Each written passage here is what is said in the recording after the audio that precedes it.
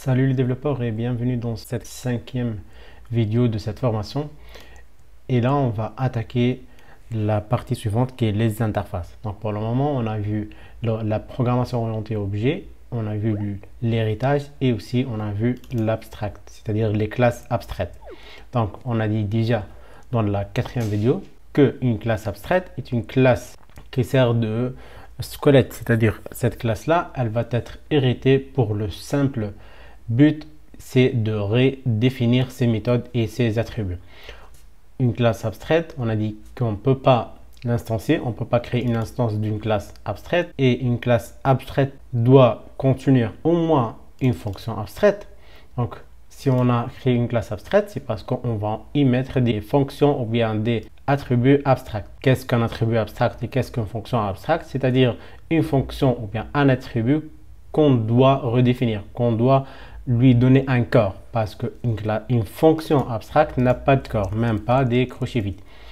Et aussi une classe abstracte peut contenir d'autres fonctions ou bien d'autres attributs qui ne sont pas abstracts. Mais l'idée générale, c'est que si on a au moins un membre, c'est-à-dire un attribut ou bien une fonction qui est abstraite, c'est-à-dire toute la classe doit devenir abstracte. C'est-à-dire toute la classe doit être déclarée comme abstracte. Et une classe abstracte, dans une classe abstracte, on n'est pas obligé d'ajouter le mot clé open pour dire que cette classe-là va être héritée par d'autres classes, parce qu'elle est faite pour ça. Et dans une classe abstracte, on doit ajouter le mot abstract devant chaque méthode, sinon on ne peut pas laisser une méthode comme ça ou une fonction comme ça sans corps. On doit ajouter abstract pour que notre programme ou bien pour que le compilateur comprenne que cette fonction va être redéfinie dans les classes qui vont hériter de cette classe-là.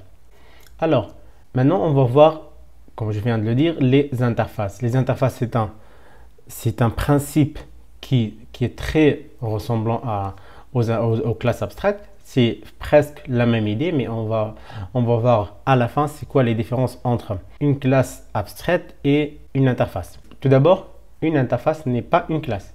C'est-à-dire, on n'écrit même pas le mot classe, on écrit interface.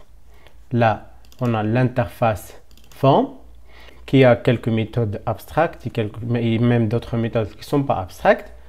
Aussi, on n'ajoute pas open comme pour les classes abstractes parce qu'il est fait pour être implémenté ou bien pour que ses membres, que ce soit variables ou fonctions, soient redéfinis. Aussi, le mot abstract dans une interface n'est pas obligatoire, on ne l'écrit même pas, parce que par défaut, toute variable, tout attribut ou bien toute fonction par défaut dans une interface est déjà abstraite. L'interface, c'est ça l'interface, c'est un ensemble d'attributs et de fonctions abstraites. Donc, pas la peine d'écrire abstract, elle est déjà abstraite. Donc, on peut aussi avoir une méthode non abstraite, c'est pas grave, on peut l'avoir, mais on ne peut pas avoir un bloc init. Contrairement aux classes abstraites, on ne peut pas avoir un bloc init.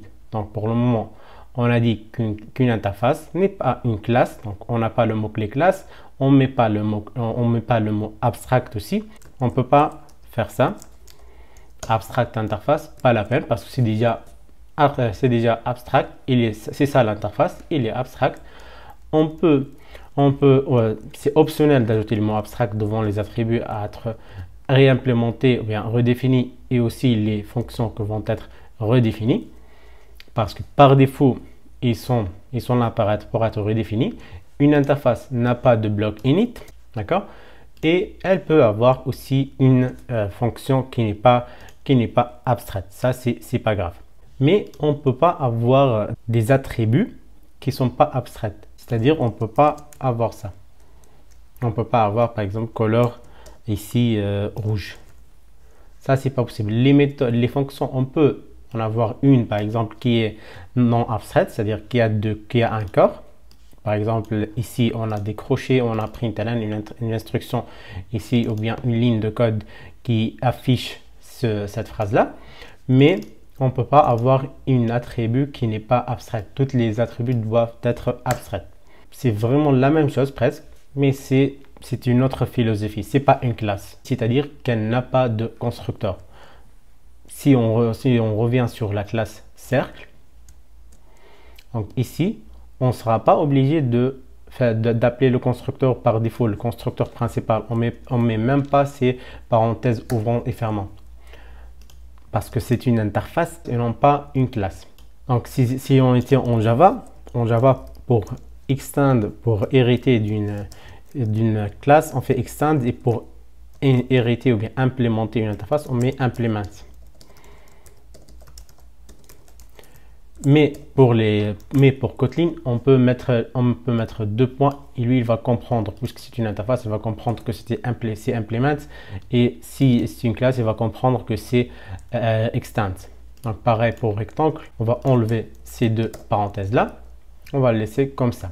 Donc c'est vraiment presque la même chose, il est fait pour les mêmes raisons. Mais comme je viens de le dire, si on a besoin d'un bloc init par exemple, on ne peut pas utiliser les interfaces. Si on a besoin que nos attributs ont des valeurs par défaut, ça on ne peut pas le faire dans des interfaces. Et aussi on n'est pas obligé d'ajouter des mots-clés abstracts devant que ce soit l'interface ou bien les attributs ou bien les fonctions. Si vous avez besoin que votre attribut a une valeur par défaut, vous ne pouvez pas utiliser les interfaces, vous devez utiliser les classes abstractes. Si vous avez besoin d'un bloc init, vous ne pouvez pas utiliser les interfaces, mais vous devez plutôt utiliser les classes abstractes. Ici sur forme aussi, on a ça. J'ai fait quelques fautes, que ce soit des fautes d'orthographe.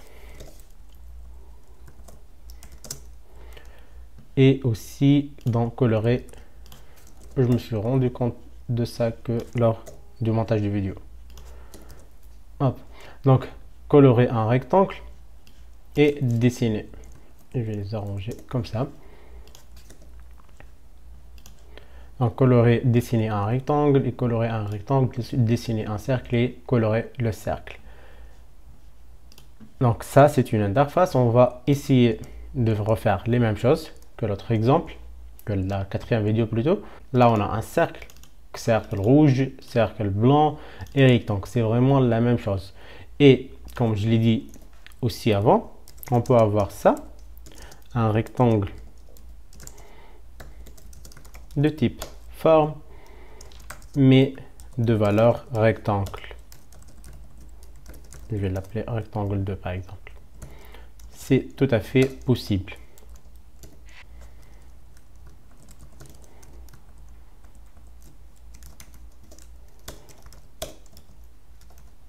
Et je peux appeler test aussi, qui est contenu dans forme. J'ai plutôt rectangle 2, rectangle 2, rectangle 2, et je vais exécuter pour vous montrer le résultat. Hop, vous voyez ici, vert, et ça, le rectangle affiché ici, je ne suis pas une fonction abstraite. Bien sûr, cette fonction test là, c'est pas parce que c'est de type forme que je peux l'utiliser, parce que déjà on hérite de ça. Mais pour vous montrer qu'on peut utiliser des fonctions d'une interface. Donc, l'autre chose qui peut être votre vraiment caractéristique sur laquelle vous appuyez quand vous faites le choix entre une classe abstraite ou bien une classe abstraite ou une interface, c'est qu'on peut hériter de plusieurs interfaces, mais on ne peut pas hériter de plusieurs classes. Je vais vous montrer ça. Et pour cela, ce que je vais faire, c'est que je vais supprimer tout ça. Et là, je vais créer une nouvelle classe Kotlin plutôt. Kotlin classe. Et je vais l'appeler carré. Cette classe-là, elle va hériter de forme aussi. Pour le moment, rien de spécial. Là, pour cette erreur-là, je peux cliquer sur la lampe qui est ici. Implement members, ok, donc tout ça, tu peux la définir comme ça directement, jaune, et ici je vais prendre les mêmes choses pour ça.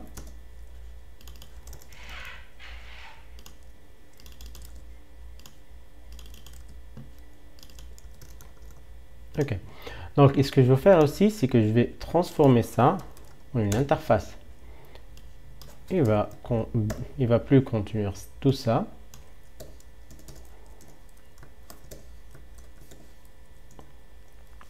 Par exemple, je vais juste faire calculer, je vais juste ajouter une fonction, function, calculer R par exemple.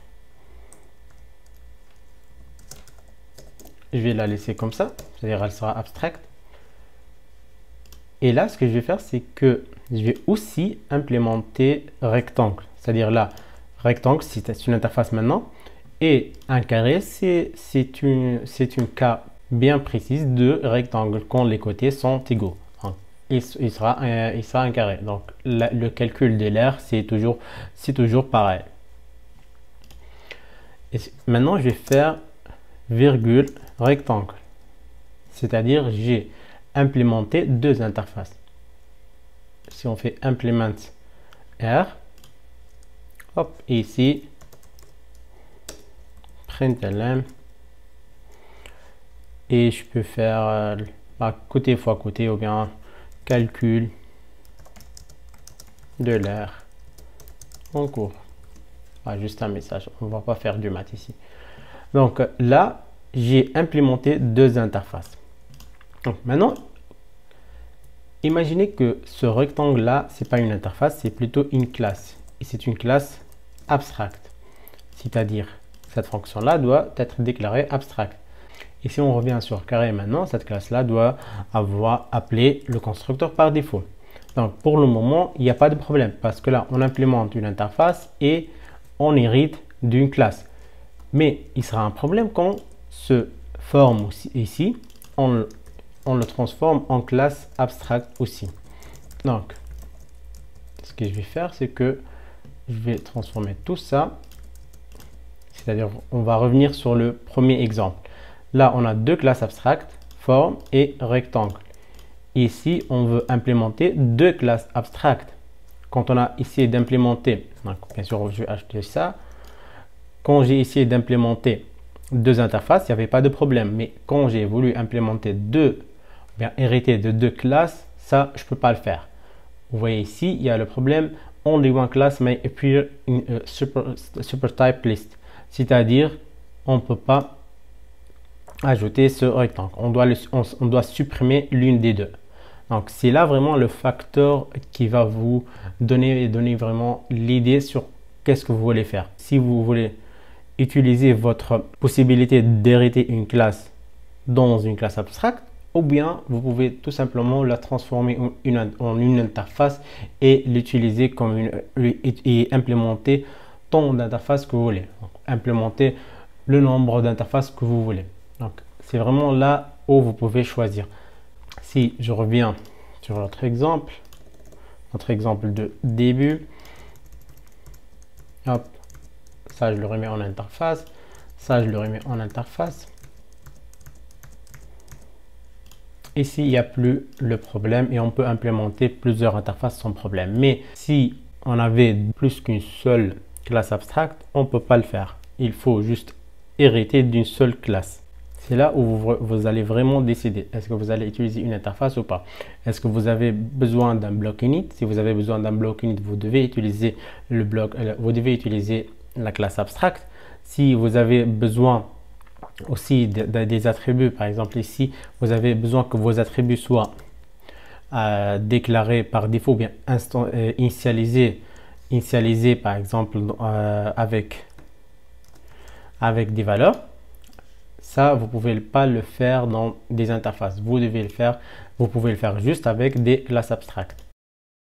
Pour résumer la différence entre les deux, une classe abstracte est une classe c'est une classe, mais elle est abstracte, elle a le mot-clé abstract. Elle est abstracte une fois qu'une de ses fonctions ou bien une de ses attributs est abstracte, c'est-à-dire la fonction n'a pas de corps. Et elle est déclarée abstracte. On doit ajouter le mot-clé abstract. On peut hériter d'une seule classe abstracte. Une classe abstracte n'est pas instanciable. Toute méthode abstracte doit commencer par le mot abstract, c'est-à-dire les fonctions ne sont pas par défaut abstractes. Et une classe abstracte peut contenir un bloc init. Une classe abstracte peut avoir des valeurs initiales pour ses attributs. Mais pour les interfaces, on ne peut pas aussi instancier une interface. On ne peut pas avoir un bloc init. Les interfaces sont déjà abstractes. On n'est pas obligé d'ajouter le mot abstract ni le mot open. toutes les méthodes dans une classe abstracte sont par défaut abstractes. On n'est pas obligé d'ajouter le mot abstract, mais on peut avoir aussi d'autres fonctions, d'autres méthodes qui ne sont pas abstractes, comme cette méthode-là, test. Une attribut d'une classe, d'une interface, ne peut pas avoir une valeur par défaut, donc elle est par défaut et obligatoirement abstracte. On doit implémenter toute variable ou bien tous les membres, c'est-à-dire toutes les attributs ou bien les fonctions d'une classe abstracte ou même d'une interface dans la classe qui l'hérite ou bien la classe qui l'implémente. On peut hériter qu'une seule classe abstracte, mais on peut hériter ou bien implémenter plusieurs interfaces. Donc c'est ça la différence entre les deux, et c'est à vous de choisir. Ça dépend du cas, ça dépend de la situation, ça dépend de votre application. C'est en résumé, c'est ça la différence entre les deux. C'est ça une interface, c'est ça une classe abstracte, et c'est ça la différence entre les deux. On se voit alors dans la prochaine vidéo dans laquelle on va parler des exceptions, comment gérer les exceptions, comment déclencher des exceptions et comment implémenter des exceptions spéciales pour nous.